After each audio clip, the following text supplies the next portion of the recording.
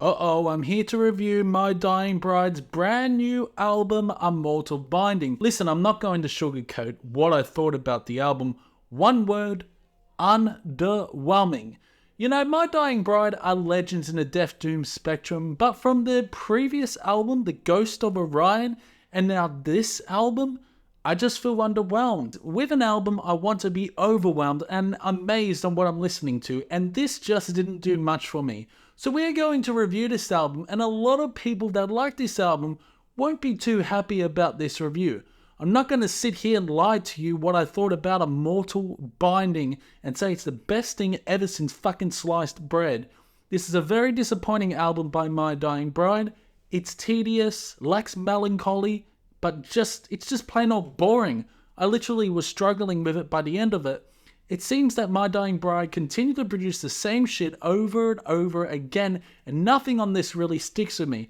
This is a disappointing album from start to finish. It's not bad, it's just alright.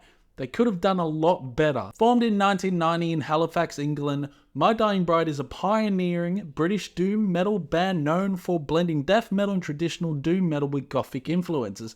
Led by core members Aaron Stainthorpe and Andrew Cragen, the band has released critically acclaimed albums like As the Flower Withers back in 1992 and Turn List of Swans back in 1993. With haunting melodies and melancholic lyrics, My Dying Bride has garnered a dedicated fan base and is recognized as a leading force in the death doom subgenre. While they have released a few underwhelming albums in recent years, such as The Ghost of Orion, which fell slightly short of my expectations, the current release EP is even more disappointing compared to its predecessor. So, there are 7 tracks on Immortal Binding, totaling approximately 55 minutes. We will be exploring each track individually. Initially, my thoughts on this album were lukewarm. However, as I delved deeper into it, my appreciation grew significantly. It's a slow burn. You may not be captivated by it at first. After a few listens, you may find yourself pleasantly surprised. Personally, I experienced a shift in perception, from feeling underwhelmed initially to thoroughly enjoying the album after a couple of spins. In my view, this album surpasses The Ghost of Orion in terms of quality and engagement. That's why you shouldn't give just one listen to the album before you review it. The opening track, Herd Dominion, sets a contemplative tone with its gradual build-up. The guitar riffs deliver a powerful punch embodying the distinctive My Dying Bride sound. While the vocals are decent, incorporating harsh elements, they do not stand out as much as expected. In my view, the vocal performance improves as the album progresses. However, Herd Dominion stands out as the weakest track on the album in my opinion, lacking the impact needed to kick off the album effectively. Aaron Stainthorpe's vocals, including the harsher sections, fall slightly short of expectations, particularly on this song. I don't really want to talk about this song anymore. Moving on.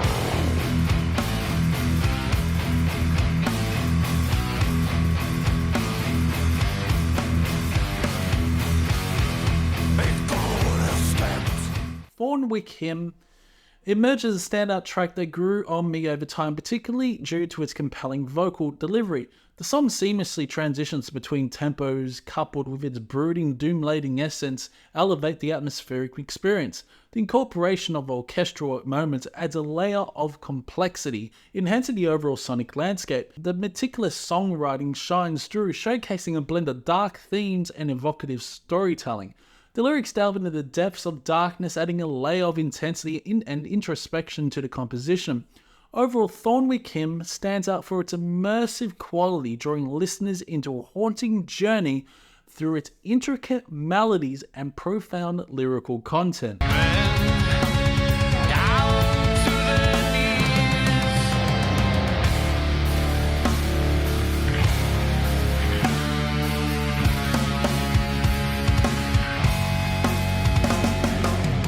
The second of 3 Bells stands out as one of the album's highlights, featuring exceptional vocal performances that blend clean and aggressive styles seamlessly.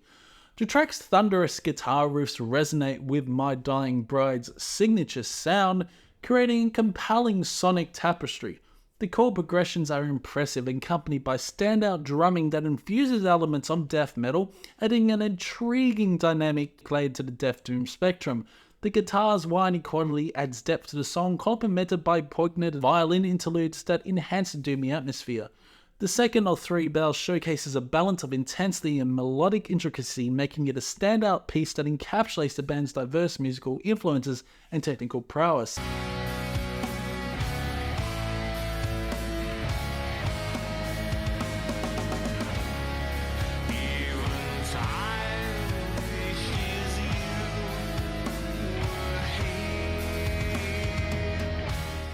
Unthroned Creed unfolds as a notable slow-paced track enriched by prominent piano, keyboard melodies, and violin accompaniments that add a touch of elegance.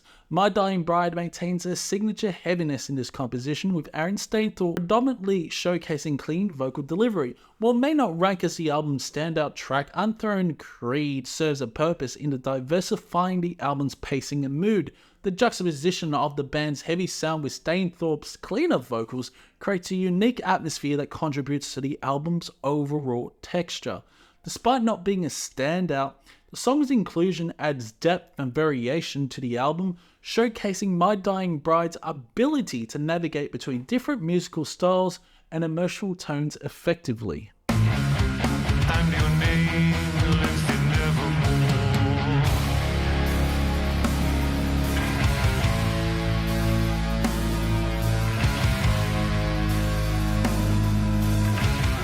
The Apocalyptus showcases heavy utilization of keyboards and violins, enhancing the track's atmospheric depth. Running about 11 minutes, the whiny guitars, particularly in the first verse, add a captivating edge to the song and seamlessly blends clean and harsh vocals that complement the instrumental arrangements. With the guitars taking center stage, the emotive quality brought by the violins adds a darker dimension to My Dying Bride's sound, evoking a sense of melancholy.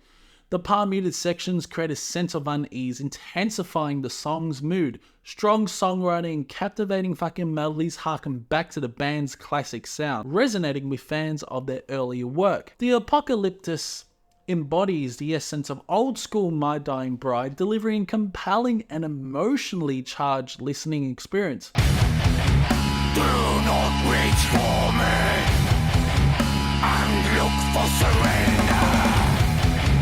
Do not read from. Upon my initial listen, A Starving Heart failed to captivate me, appearing dull.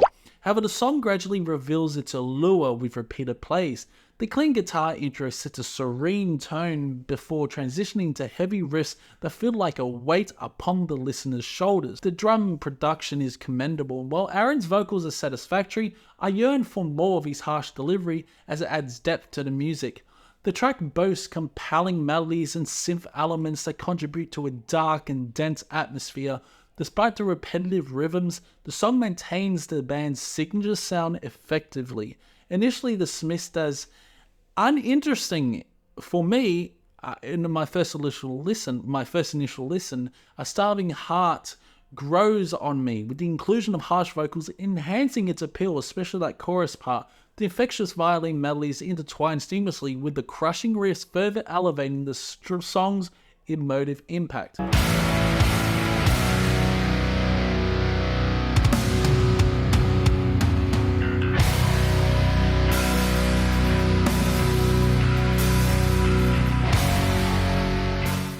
Crushed Embers is a poignant finale to the album, evoking a sense of melancholy with its slow and doomy vibe.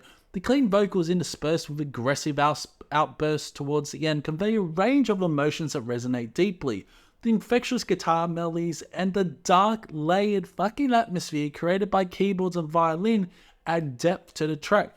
While I appreciate its emotional depth, I find Crushed Embers less captivating compared to other songs on the album.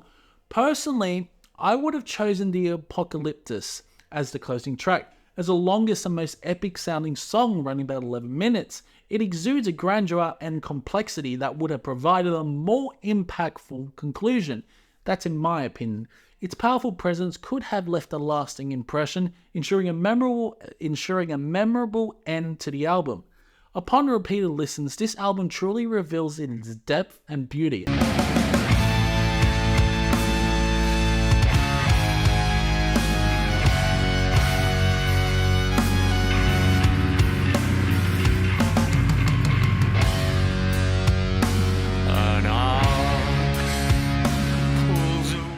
While my initial impression may have been critical, I approached it with a fresh perspective.